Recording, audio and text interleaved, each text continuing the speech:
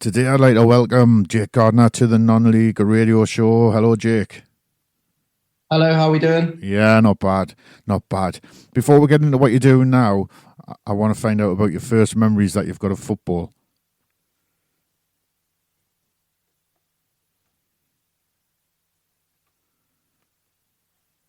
Yeah, so my first memories of football. I started playing when I was about 5 or 6, like quite a lot of people. Just played grassroots football. Never was really good enough for academy football, but just loved and breathed football. Used to hate the summer holidays as a kid when it was the off season. That was really it. I played to the age of 17, 18, and then stopped as I followed my passion with coaching. And who did you play for? So I played for. So I'm originally from Devon. So I played for some grassroots team called Brixham Villa at the time, and I played most of my grassroots career down there in Brixham, and just did it for the love of the game. I loved and breathed football. And then you said when you hit about 18, you decided to go into coaching. Why was the decision to stop playing and going into coaching? To be fair, I started coaching when I was 14. So I started coaching on a work placement. So when I was in about year 9, year 10, I did a work placement and I went and did coaching for a franchise organisation, which is Arsenal Soccer Schools, which they have bases all over the UK. And I went and did some community coaching and did camps and PE and things like that. Absolutely loved my week. And I was like, I loved it. And I continued doing that on a weekly basis. Coming back onto the footballing. So I was doing my coaching once or twice a week. And it was getting to the stage where I was getting 5 minutes for 5 minutes a game, 10 minutes a game. And I was falling out of love with football, to be fair. And I was just thinking, well, I'm getting a lot more passion and joy out of when I'm coaching. So that's why I completely stopped. I sort of fell out in love with the game because of lack of playing time. I was a small player. So I got pushed off the ball quite a lot. But even when I dropped down leagues to play more football, just weren't enjoying it anymore. So just dropped out a bit, followed my passion with coaching because I enjoyed that more than playing. And what sort of training, when you're talking about you going into your coaching different roles, what sort of trainings have you had to do to get to where you are now? Yeah, so I did my level 1 when I was 16. I did it when I was at college, and then I did my level 2 2 years later. And then I've just completed my UEFA B license in the last 6 months as well. On top of that, I've done course. I did a university degree. So I went to UCFB, just a University College of Football Business based in Manchester. So I moved from Devon to Manchester. That was back in 2018. And it was in football coaching, talent development. So they were mainly the FA courses, and that degree have been my qualifications and training towards where I am now. And you've got different roles. I want to talk about each of them, but one of them is foundation phase coach at Rochdale Academy. So I can explain to people how you got involved there and what that role involves as well. Yeah, so I been looking to get into academy football for probably the last 12 months now, trying to get that role. But before then, I was coaching for Altrincham Juniors. So I coached for 3 seasons. So I did an under 10 team to under 12s, under 14s up to under 14s up to under 16, sorry. And then I also helped out with the youth team. So I was just trying to get as much experience as I can with Altrincham. I've had experiences with Tail United, but they're under 10s as well, and other coaching companies. So how I've got to Rochdale is just almost just getting lots of experience, grass under my boots, hours on the grass, and just trying to experience different age groups. And then essentially that made me a better coach. I applied for Rochdale, as you do through the job website. and the head of coaching invited me down for an in-person chat and interview just about football. Got asked down to do a session, and then that was it. Got offered the job. Good stuff. And what's involved on a day-to-day basis? Is it are you working nearly every day of the week with this, or do you get some time for yourself? I think in football, if you work in football, which I always appreciate that every day, you get a lot less time than maybe some other jobs, shall we say. So it is weekends. It's Tuesday, Thursday evenings. I coach with Rochdale, hour and a half training session. I work with a good coach, so we work together with Josh Rutherford. We work together.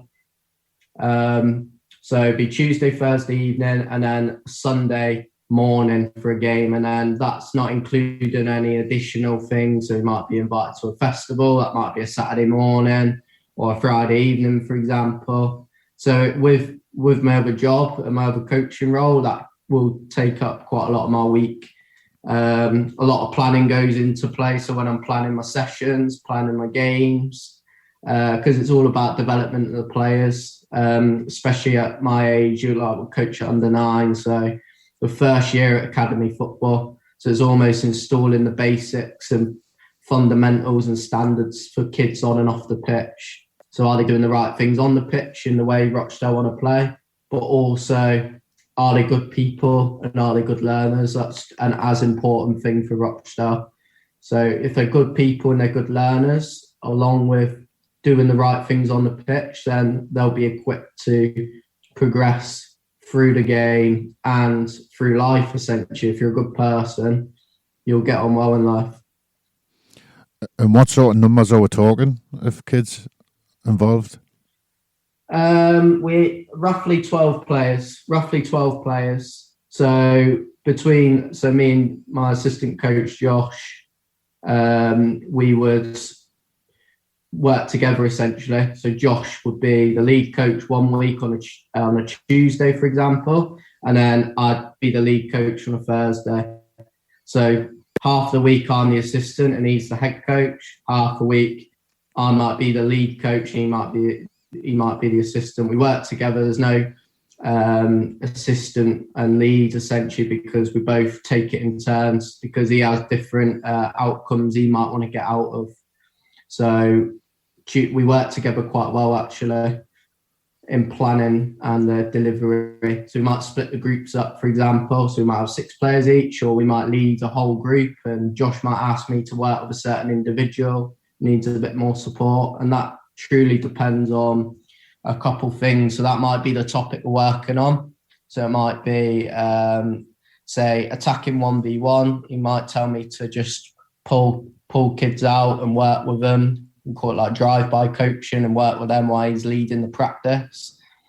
He might be coaching the main points, but I support individuals. Yeah.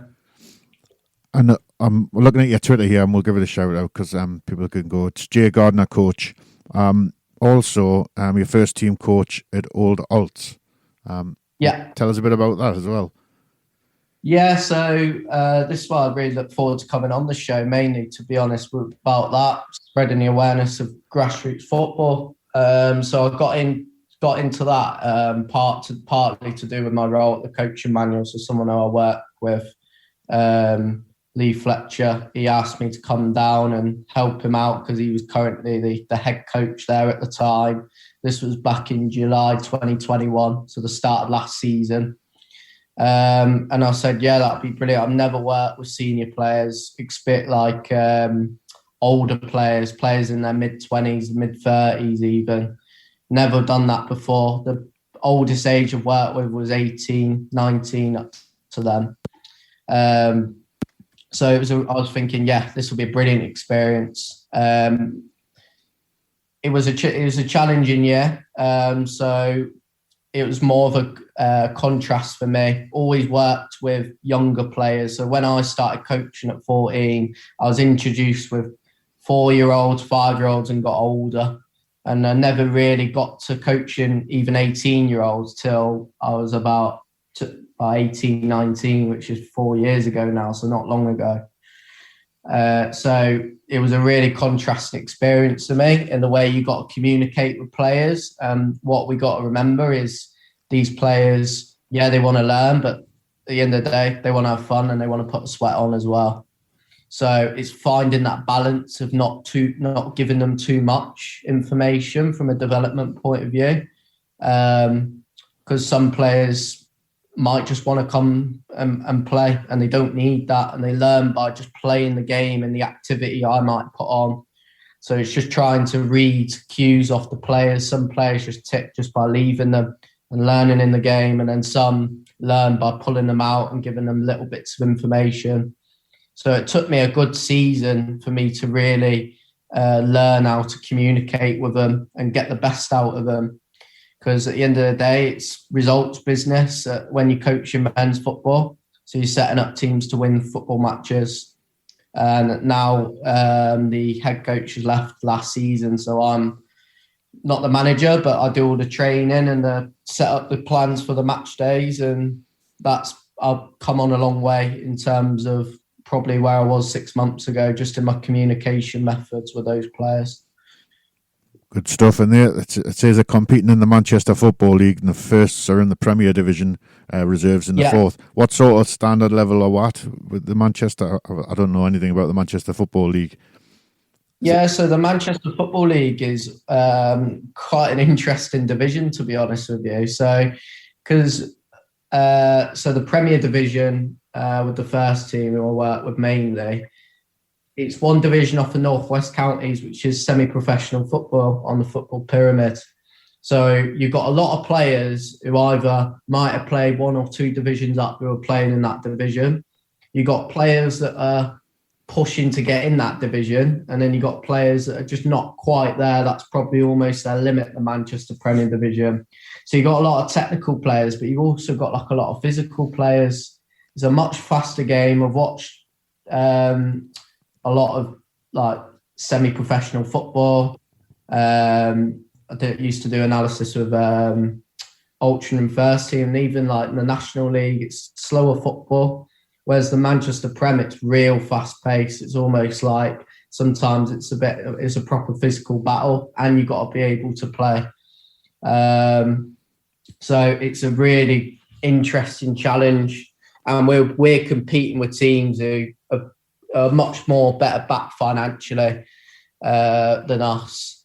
Like they've got better facilities, for example, and they got aspirations to get in the Northwest Counties, which you need certain things like floodlights, etc., which we at this moment in time as a club are not in that position. We can do that, so it's harder to attract players. But I'm really enjoying the role. It's a really good challenge, and the most important thing, it's a good set of lads. And when they're a good set of lads, it makes my life a lot easier. Even when you're losing, it makes my life easier because they're back in, and then we go again. Oh, good stuff. And if people want to check them out on Twitter, at @old_alts, so it's like Old Aldrinham, AFC. Go and check the guys out and give them a follow. And keep an eye on what they're doing. So, and you've got two teams going there as well. So you've got a reserves team in the fourth division. So that's there's a lot of players there. Yeah, it is a lot of players. So like at training, I would take both teams at training. So we would have 20, 30 players on a AstroTurf. So it is a challenge. Sometimes we mix them up, sometimes we split them up, but it's a challenge for me almost trying to manage both groups. What I tend to do is we work on the same thing and we might mirror it. So we'll have the reserves training, but they're doing the same thing as the first team to try and align that pathway a lot better. And the other thing you're involved with is the coaching manual, a content executive. Do you want to tell about that? Yeah, so when I moved up to Manchester 4 years ago for uni, we had a practical session and a coach came down at UCFB. They've got lots of brilliant educators and lecturers who've got experience who work in academy football. And one of them invited down a coach, a Premier League academy coach called Stephen Crane. And he came down and he did his session, and I came down and I said, can you offer me any advice how you get into a Premier League academy? What did you do? What did you do from coaching? What experiences did you do? And he said, yeah, just send me your email and your CV, and then I'll get back in touch with you. And then I sent him an email with my CV, and then I ended up being offered a work placement at the Coaching Manual, which is based in Manchester and Altrincham, Manchester at the time. So I did basically a 2-3 month placement, and I absolutely loved it. I was basically doing, my role at the time was basically putting on sessions for clubs, for our partners.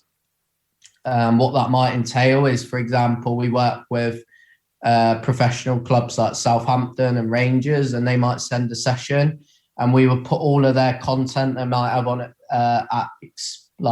in their hard drives, external content sessions, and put it in all one place for their coaches.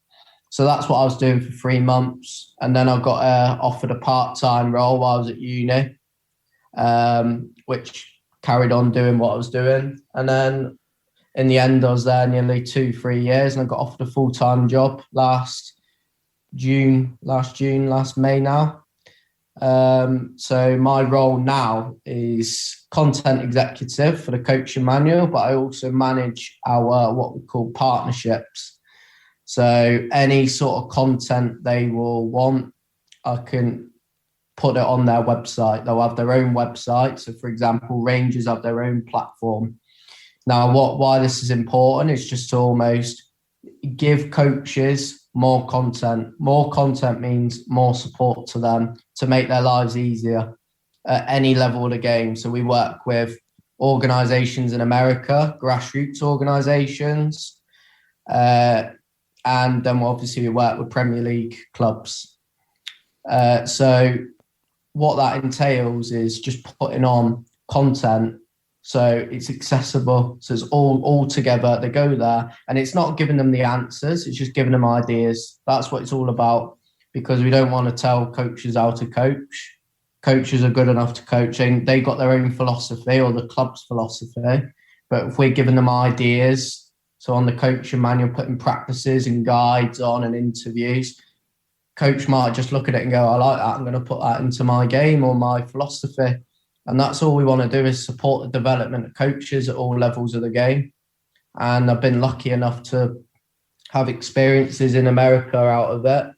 So I've been California, I've been Utah, Atlanta, Michigan and Wisconsin, going out to see these clubs and support them with their content and obviously with their coaching. And it's been a really good experience for me, because there's some really good people in the company, some really good coaches, and they're almost basically like mentoring me to be a better coach. At the end of the day, I'm 23 years old. I'm here to learn. Everyone's here to learn, but they're almost like mentoring me into a better coach day on day on day. So every day is a learning day in football. So I get to learn in the day while I'm working, and then almost apply that at Rochdale and at Old Oats or Old Altrincham FC. No, it looks really exciting on it. Like you say, the website as well, and you've travelled the world. And the people who want to check it out, it's thecoachingmanual.com. There was another couple of points you made when you emailed us back about the importance of mentors and support mechanisms was one of them. Well, you can talk about that one first, and then I'll go on to the next one if you want. Yeah, I think this is one that's these two questions are quite close to me, because I think this is basically why I've got to where I've got to today. I think in any line of work, it don't need to be football. If you surround yourself in good people, as long as you've got the drive to go with it, your trajectory will be going forward. So, and that is off and on work. Surround yourself in a good set of friends and mates who are going to support you doing what you want to do in life, doing something you enjoy, which I'm lucky to do what I do. And also in your line of work. So even when I first started coaching, I was at Arsenal Soccer Schools, and I worked for partner club of Southampton, which is called Saint Southwest. I was supported by some good coaches and almost put some good fundamentals in me when I was at a young age. They could have easily almost put in bad habits, which I could demonstrate. They put in some really good fundamentals, which I still use today in my coaching delivery. And then, obviously, as I said, at the coaching manual, we got A-licensed coaches. We got coaches that have worked at Premier League academies and directors of football in America who work for the company.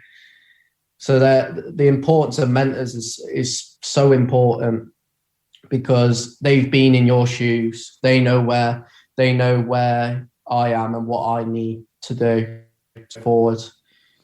And they're understanding. They're not giving me the answers. They're just giving me some tools for me to go on and then move on and go in my direction. So I might not coach the same way as people who I work for at Rochdale or at the coaching manual. I coach completely differently to quite a lot of them, but I've taken little things off 3 key people in my life. So one being Stephen Crane, who got me into the coaching manual, I'm very appreciative of. And Lee Fletcher, who I worked with at the coaching manual, who was also at Old Oaks last year, and Paul Bright as well. So I'm lucky enough to just take little things, what I like off them, and good habits, and it's shaping me into my own coach. I'm not trying to be another one of those people. I want to be myself and try and improve and develop my philosophy even more on that. So that's why I just think having mentors or just good people around you is so important, even off the field with your mates. Yeah, and the other point you made back was in the email as well was the importance of experience. Experience is shaping who you are now. Yeah, so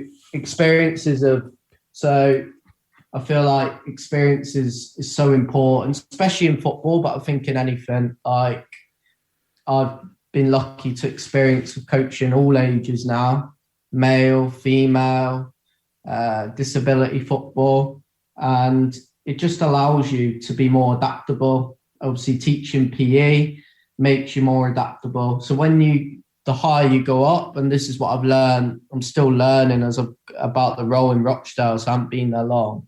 And it feels a lot more easier in some ways, challenging in other, but easy in some ways, where I don't need to worry about certain things like what you would worry about when I was coaching in grassroots.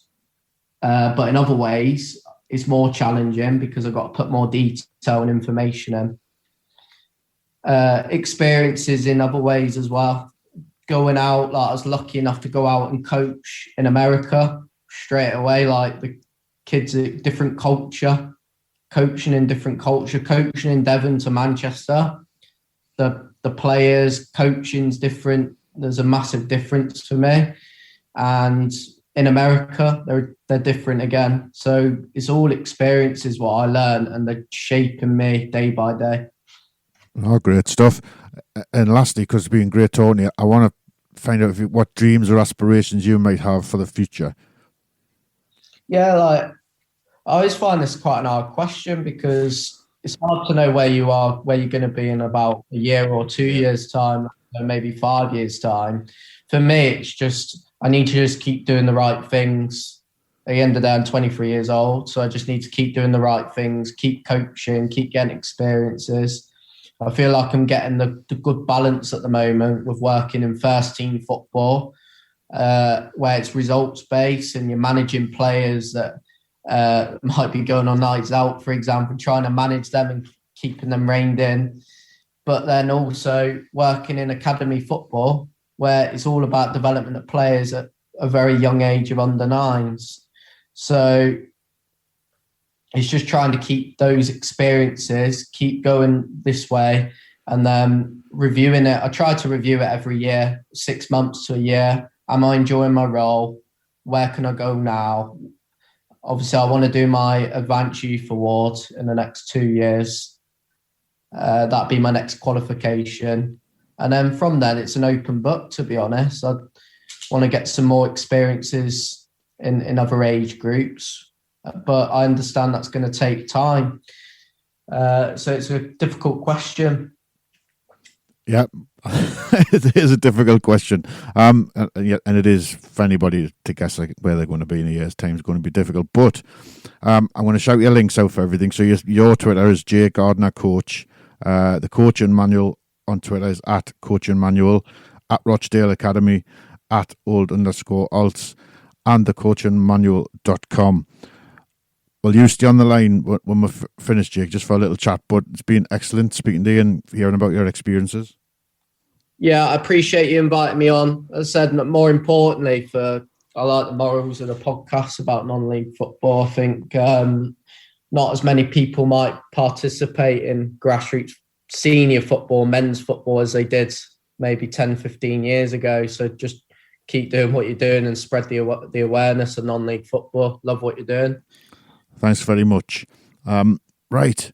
We're going to push on with the show, but we'll keep up with what Jake's doing on his Twitter at J Gardner Coach.